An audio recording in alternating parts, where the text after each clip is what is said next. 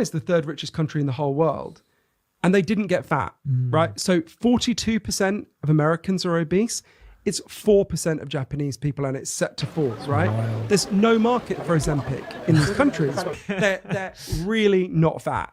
And at first you think, well, it must be some genetic thing. They must have just won the genetic lottery. But we know that's not the case. Yeah. So the Japanese government very consciously transformed the Japanese diet. Yeah. They transformed the diet and they did all sorts of things that are now continued and in fact stepped up. So I wanted to see what they are. So I went to this school in Tokyo called Koenji School. Kids go there from when they're 6 to when they're 18. And it was a really strange experience because it's a school with 1,000 children.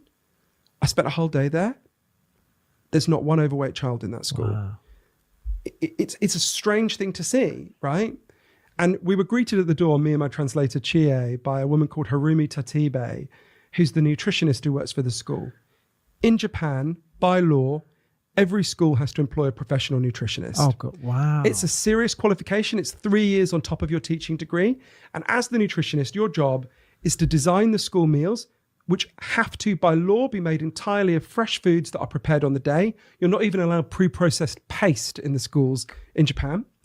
And then you've got to use those fresh, unprocessed meals, which contain all the main food groups, to educate the children about how to eat well, eat healthily.